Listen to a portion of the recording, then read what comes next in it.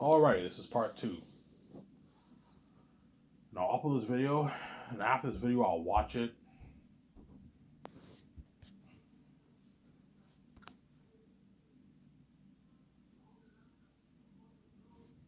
After this video I'll watch it when I upload it, and I'm gonna work on my book, and I might maybe take a walk, I don't know, take a walk outside, watch some YouTube stuff, and then go to bed and sleep. Go to bed and sleep. I'll wake up at 2 o'clock tomorrow and I'll make another video. Talk more about Xanus and all the other stuff, right? Yeah.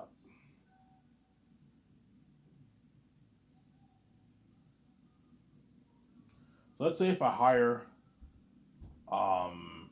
Peter Jackson, but I might hire Mel over him. Don't hate Peter Jackson. I like talking about Peter more because he did Lord of the Rings, but I might hire Mel over him. Don't hate me, Peter Jackson. I'm saying if I choose Peter Jackson, I'll have his wife Fran come on as an assistant producer.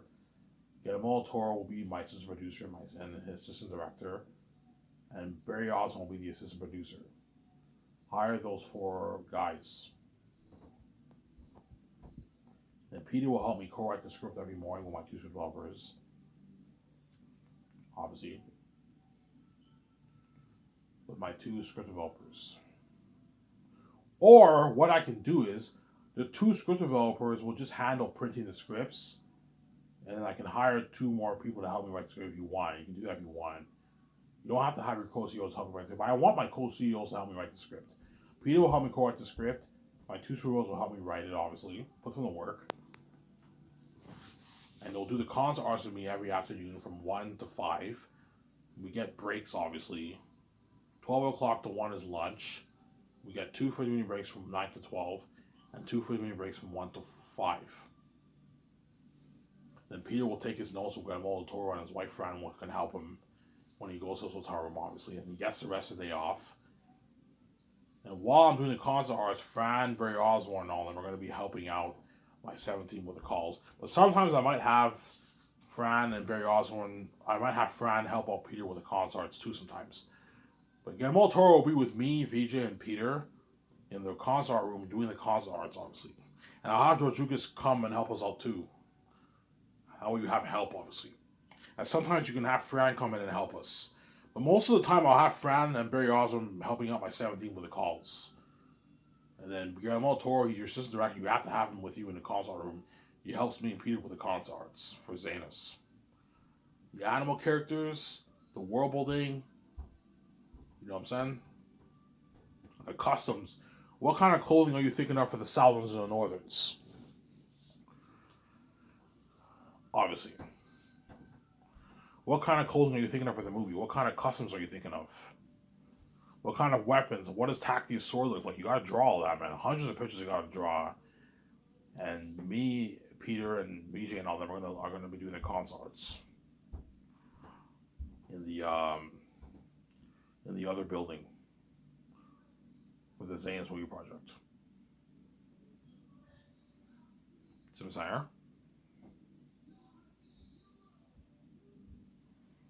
We're gonna be doing all that with the Xanus movie project. See what I'm saying? We're going to be doing all that. Once work is over, Peter has to take his notes. Like, Peter, I don't want you winging it for Xanus. I need you prepped. Take your notes with Guillermo del Toro, have him help you, and have your wife Fran help you if she can. She has time to help you. Have her help you sometimes, so you get a good script. And I'll watch movies with Peter. That way I give him ideas. I help him out. Hey, Peter, let's watch Prince of Egypt. I don't have to watch the whole movie. What I can do is I can just take clips from YouTube and show Peter. Okay, Peter, come to my yacht. Come to my car. I'm going to show you clips from all these movies. I'm going to give you ideas of what I'm thinking of. Okay, for Prince of Egypt, when what? When the Hebrews slaves exited Egypt, obviously, and you saw them on torches, how they had torches and they're going up the mountains. I'm thinking something like that for one of the Safians journey through the Gilead Mountains. They know they're in a cursed territory. The mountains are cursed, and mosquitoes bite them, and they're all anxious of what's going to happen next. They're scared. Samsara. Something like that. That we give Peter, oh, Ivan, thank you, man. Yeah, you give him ideas. For young Tactius and for Tactius, when he's older, when he's more mature in Volume 3, I'm thinking something like Jim Caviezel's acting in Passion of Christ. He's more mature. For young Tactius, I'm thinking something like Young Messiah, and I show him clips from Young Messiah. We don't have to watch the whole movie, no. We can just show him clips of the movie. And that way, Peter has some. You help him get ideas for your story. Help get him all torn. Peter get ideas. Oh, Ivan, thank you. I have some ideas now for Zanus. Yeah, you give him ideas. You help him out. The way he's prepped and he takes his notes. I'll help him out a little bit. Yeah, I'll let Peter do his thing, but I'm obviously going to help him out a little bit with ideas. And I'm going to go over his notes too. That way, we make sure we have the same vision. Obviously. You tell whatever ideas I have, I'll tell him when we do the concerts. I'll let Peter know about my ideas I have for the movie.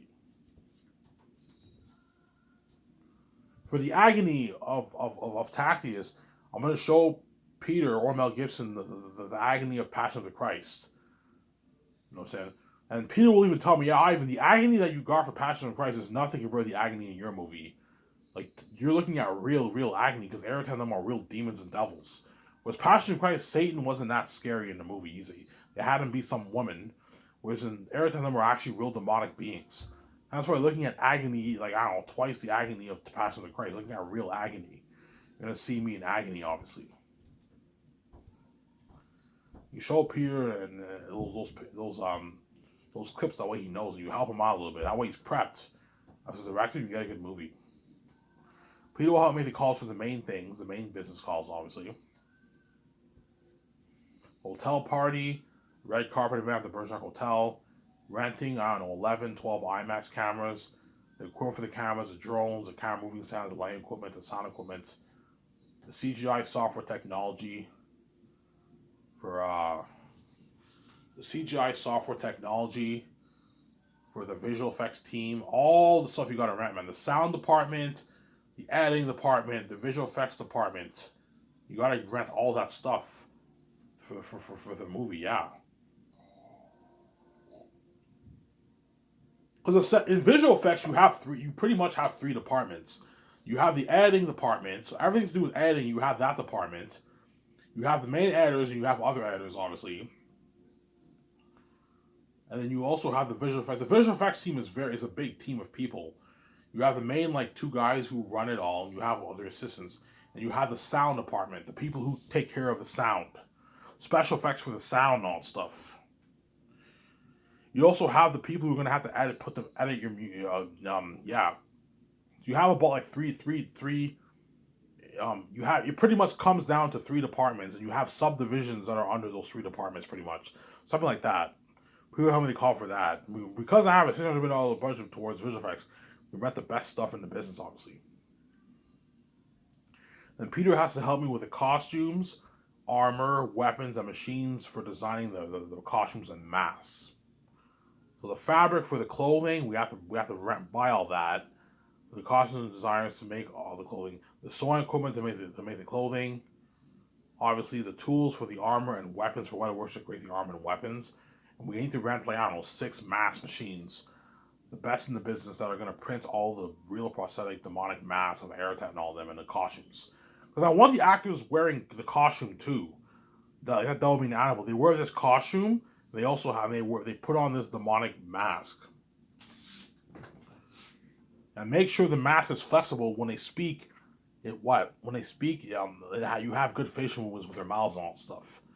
Because I'm putting a lot of money towards the movie, I can get the best stuff for creating the mask and the costumes. Something unheard of. Yeah, they look like real demons and devils. Obviously, they have to create all that. Yeah, we have to make the calls for that. Obviously. So what I'll do is I'll have Weather Workshop create. How much armor and weapons can you guys make in 2 years? We can make a good maybe, I don't know, Ivan, 9,000 armor and weapons in 2 years. Okay, make 9,000 armor and weapons in 2 years, and then I'll have my team make the call to a company, and we just buy the rest of the costumes and armor and weapons for the costume designers. Okay, how much costumes can you guys make? Yeah, we can make a good 9,000 costumes, Ivan, for the actors and the rest for the actors. Okay, make as much as you can. But once you reach your limit, we'll call a top-notch company. We'll buy all the costumes or rent it. for the rest of the extras. So because I have a big $4 million budget towards that, it's easy affordable. I can easily afford it. The costumes will probably cost me maybe I don't know, maybe 8, 9, 10 million bucks. The armor and weapons is probably going to cost me 25 million plus or something crazy. 25 million plus for the armor and weapons. 27 million plus something pricey. But because I have a big $4 million budget, it's easy affordable. Because it's easy affordable. For Lord of the Rings, we made Weta Workshop created like 2,000 armor and weapons for the movie, Ivan. We only had like a $400 or $500 budget towards that, Ivan. You're putting 40 million. That's more than enough money, Ivan. Yeah, it's a big budget. Peter's all happy because I gave him under the budget, obviously. Help me make the call for that, and it will help me make the call for the food. I want to make the call for the food because I want to serve the actors and crewmen the good food. We call what food do you think I'm serving them? I tell them, holy shit, you're spoiling the crewmen and the actors. Your company's top notch. I'll say hamburger sliders, and steak west pizza. Oh my yeah, Peter. And like fried rice, options of fried rice and teriyaki meats. Saying sweet and sour ribs and wings and barbecue ribs and wings.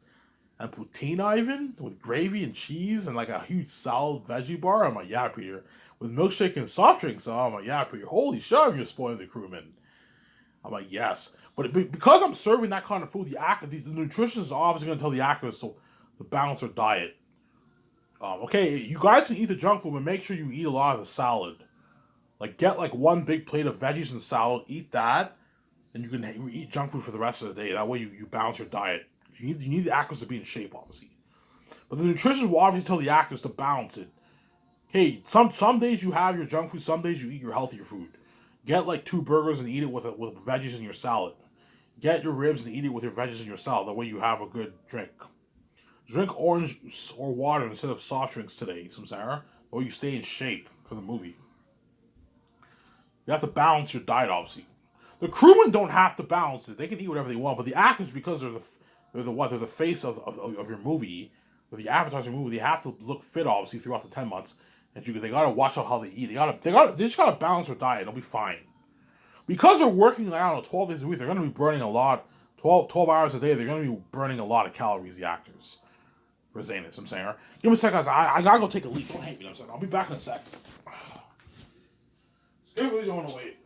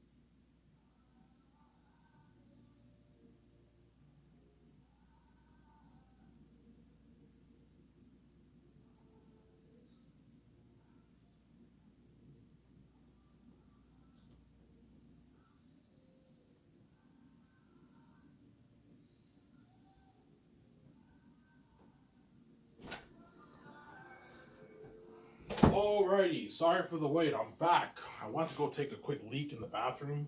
I drank 6 beers since I have to use the bathroom, right?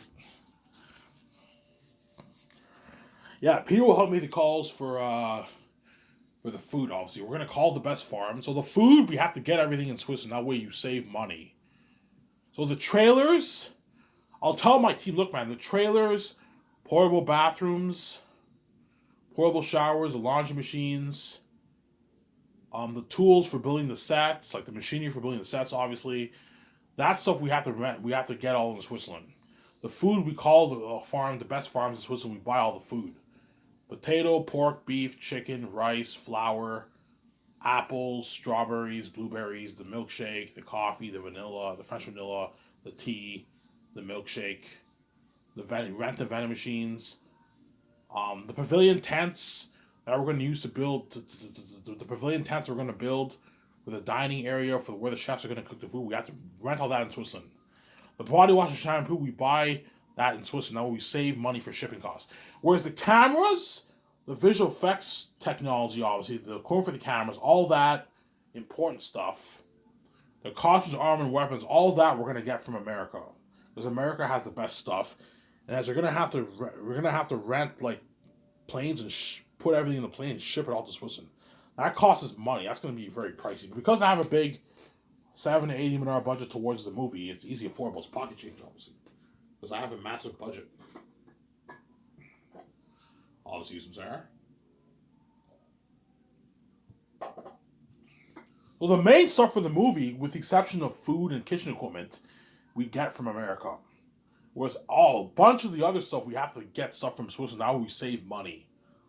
Save money in shipping costs and all that stuff. The tools, the machinery and tools for building the sets, you get that from Switzerland. The food you get from Switzerland. The kitchen equipment you get from Switzerland. The trailers you get from Switzerland. Obviously. The laundry machines, the portable laundry machines, the portable showers. The body wash and shampoo you get from Switzerland. The chemicals for the waste you get from Switzerland. The toilet paper you get from Switzerland. Some Sarah? The pavilion tents that you're going to build you get from Switzerland, obviously. That way you save money. You save money in shipping costs. To ship the stuff from America to Switzerland is very pricey, man. You have to rent planes and you got to ship it all to Switzerland. A lot of money. You're gonna have to rent like 2 big planes and store everything in the planes and ship it all to Switzerland. It's crazy.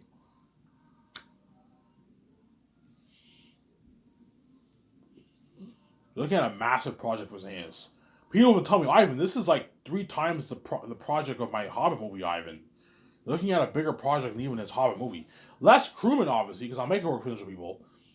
But you're looking at a massive project for Zanius, something huge.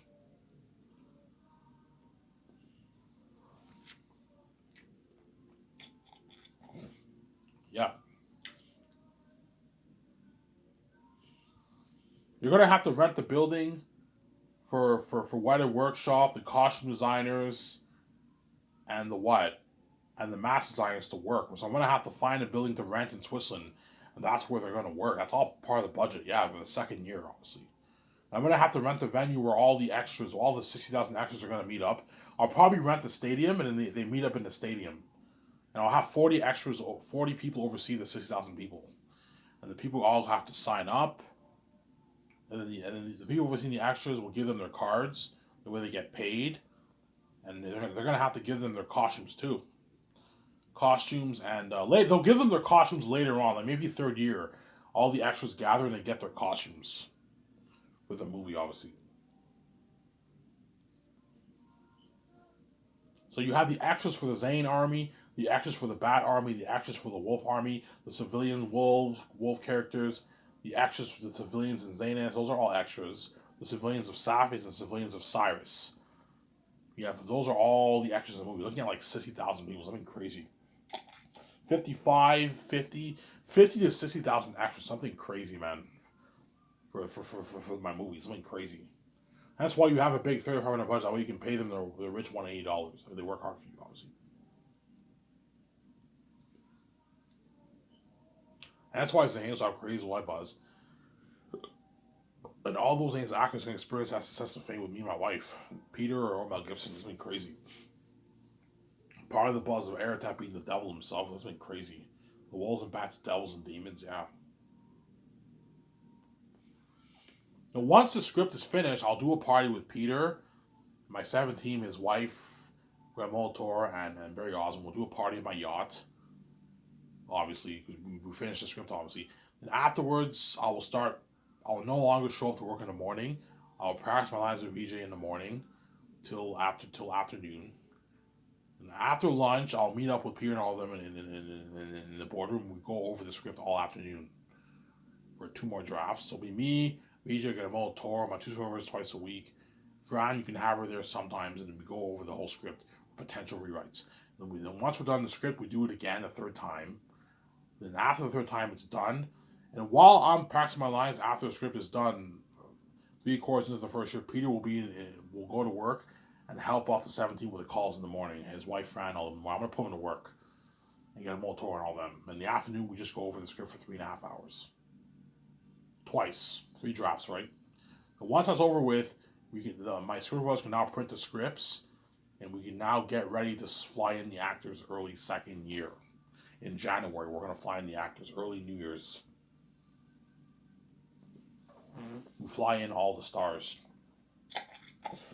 for the movie. The first day you fly in the main guys, and the second day you fly in the remaining main ones and the pretty major ones and the rest of the minor ones.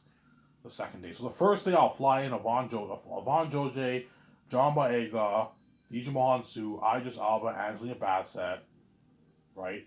Andy Serkis, Carl Urban, Danielle Monáe, Ariana Grande, Don Cheadle Orvigo, the actor for Aratat, and John Rice Davis, who's going to play the role of Eli. Or I might choose the Bernard guy. What's his name again? The guy who played King Theoden in the Lord of the Rings. Have those two guys compete. But most likely I'll choose John Rice Davis. He looks more like VJ. Even people will tell me, Ivan, John Rice Davis is perfect for Eli. He looks just like VJ, you know. So I'm like, yeah, I can picture him as VJ's father. Yeah, I know what I'm doing. Obviously, you fly those 12 main stars in the first day. And the second day, you fly in the remaining of the stars. So the actor for Fool, Fool's a pretty major character, obviously. And the actor for Sirius, Sirius is a major character, obviously. He's a supporting character. And Morale is pretty major. Baramis and Lithius are pretty major. Elizabeth is pretty minor. Bass, Mass, and Darius are minor characters. And the actor for Ephesus is a minor character. You fly all those guys in. The voice actors for the Eagles and the Crows. You fly in all those guys the second day. So after 3 days, I would have signed all my stars. My 35, 40 stars, whatever it is. There. The first day you fly in the main 12. My jet will fit 12 actors. Fly in the main 12. For the majority of the main 12 the first day. I just mentioned who I'm going to fly in the early second year. And Peter Jackson will help me sign all the stars. As a director, it's good for him to what? To know how much the actors are making, because he's the executive producer of your movie, obviously. As Peter obviously knew how much all the actors made for Lord of the Rings. He's the executive producer. He knew how much they all made. They all made their shitty paycheck, obviously. And that's why once I sign all the stars, Peter might pull me aside. Ivan, man, this is crazy. Like, all your actors are making their A-list or contracts, Ivan. You know what I'm saying? Like, Ivan, the amount of money these actors are making is how much I make in Hollywood for my base, Ivan. I make like $20 million for my base, Ivan, in Hollywood. I'm a big director. That's how much they're paying. Your actors are all signing like $10+ million deals in their combined earnings, Ivan. This is madness. This is crazy. They're not worth this. What is wrong with you, Ivan? They're ripping you off, hands down. They're not worth it. I'd pay them like $500K, $1 million, $2 million. Yeah, I know you would because you're fucking cheap, obviously. You're greedy and cheap. Pay them a lot of money the way they work harder for you, Frost Peter. You don't have to worry about your lighting guys quitting on you. You know, get Ivan. You don't have to worry about them slacking off. They're gonna, even if you pay the volunteer $500K, they'll work hard for you, man. That's a good paycheck. My Lord of the Rings actors got nothing, Ivan. They work hard for me. You know what I'm saying? Yes, but if you want to get better acting, Oscar-worthy performances, you pay them more money. If you want guys to be better in Hollywood, you pay the actors more money. The way they work hard for you, and they brag how much better my company is in Hollywood. I know what I'm doing.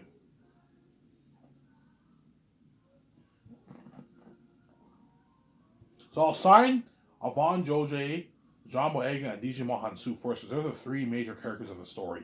When you read the book, you'll see what I mean. Then afterwards, I'll sign like Carl Urban, Idris Elba, and like Ariana Grande or something like that. So Idris Elba starts off the prologue. You sign him afterwards. He's an important part of the plot. But you sign those 3 actors first. John Boyega, Djimon Hounsou, and what? And Avan Joje.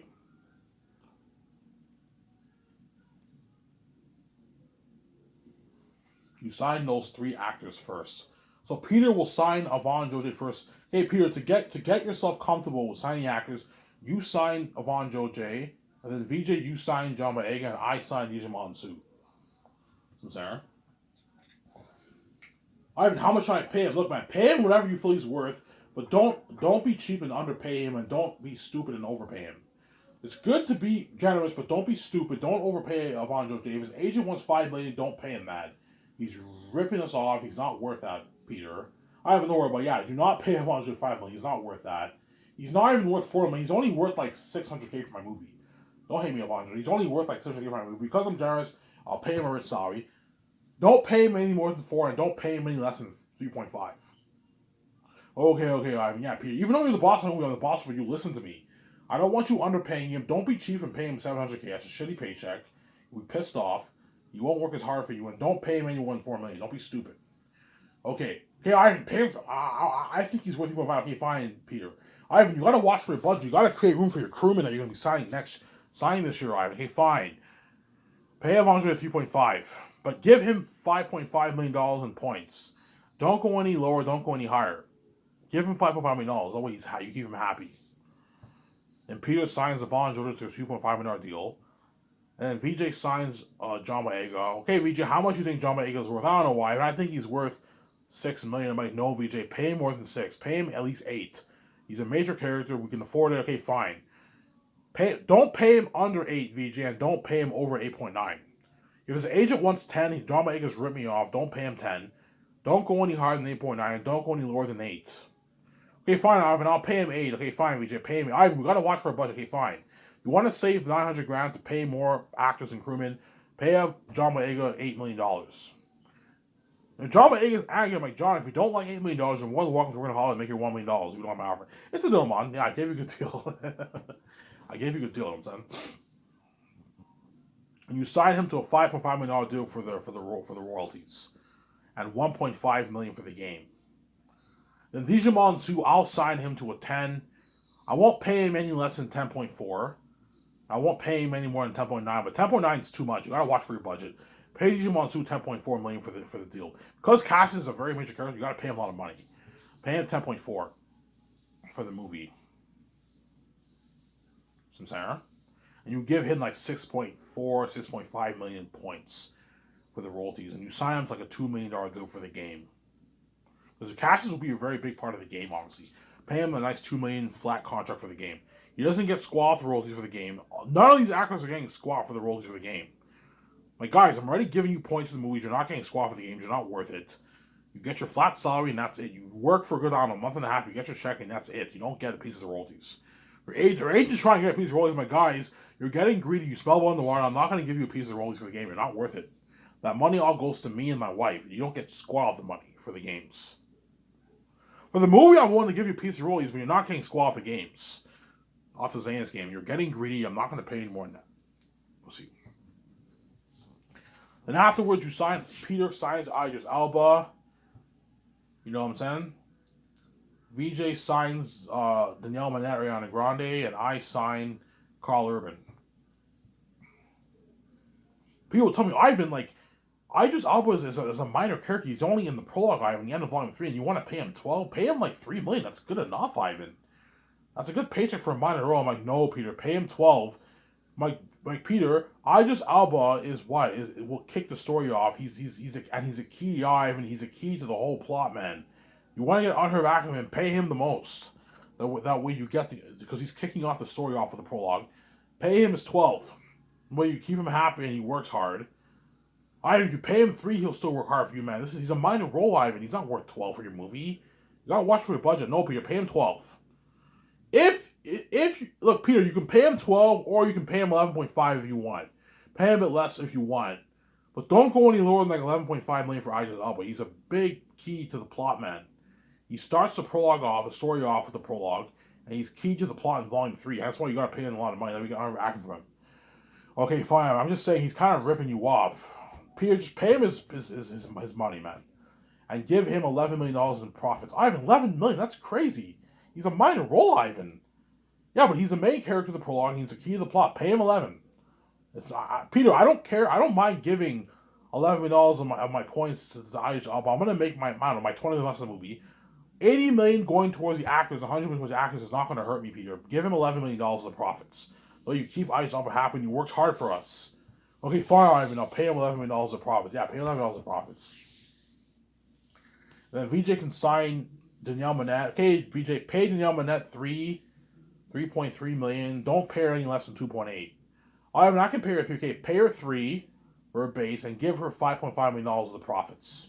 That way you keep Danielle Manette happy. She works hard for us.